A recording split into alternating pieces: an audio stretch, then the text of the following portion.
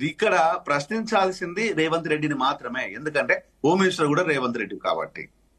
నీకు హోమ్ సెక్రటరీకి సంబంధాలు ఉండవా? రోజు వచ్చి మిమ్మల్ని కలవడా? నీ హోమ్ సెక్రటరీకి వచ్చేసి ఇంటెలిజెన్స్ ఏజెన్సీలు వచ్చేసి ఇతర ఏజెన్సీలు అప్డేట్ చెయ్యవా? అది అప్డేషన్ ఎవ్రీడే సీఎం కి అందజేయాలి. ఆ రోజు ఏ రోజుకి ఆ రోజు రాత్రి కానీ లేకపోతే తెల్లవారుజామున ఉదయం కానీ. ఇది ప్రోటోకాల్. దీన్ని పాటించరా?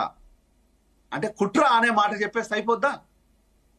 కుట్ర అనే ఒక మాట డ్రామా ప్లే చేస్తే అయిపోద్దా? ఆ కుట్ర అనే మాట కూడా ఎవరితో చెప్పిస్తావు? నువ్వు చెప్పవు. మళ్ళీ కూడా ఎవరినైతే నువ్వు హింసిస్తున్నావో, ఎవరి అయితే భూములు లాక్కుంటున్నావో, ఎవరినైతే ఇబ్బంది పెడుతున్నావో అదే ఎస్సీలై ఎస్టీలై బీసీలై ఆ మినిస్టర్ల చేత మాట్లాడిపిస్తావు. ఇది కదా కుట్ర అంటే, అసలు కుట్ర అంటే.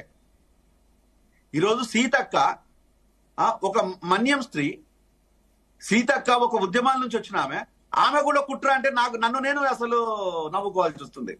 ఎందుకంటే నీది నాది ఒకటే రక్తం, నువ్వు నేను అంతా ఒకటే ఊరు ఒకటే కథ. అదే ఆకర్షితమైన ఉద్యమాల నుంచి వచ్చిన వాళ్ళం. ఈరోజు ప్రజాస్వామ్యంలో బతుకుతున్నాం, ప్రజాస్వామ్యాన్ని ప్రశ్నిస్తున్నాం, ప్రజాస్వామ్యం కోసం ఈరోజు పాటుపడుతున్నాం. ఈరోజు నువ్వు కుట్ర అనేస్తావు అంటే ఈరోజు సీతక్కలో ఉన్న పౌరుషం ఎక్కడ పోయింది? చచ్చిపోయిందా? కుట్ర అనే పదాన్ని అడ్డం పెట్టేసుకుని ముసుకేసుకొని బతికేస్తున్నావా? ఈరోజు కుట్ర అనగానే మేము వదిలేస్తామా?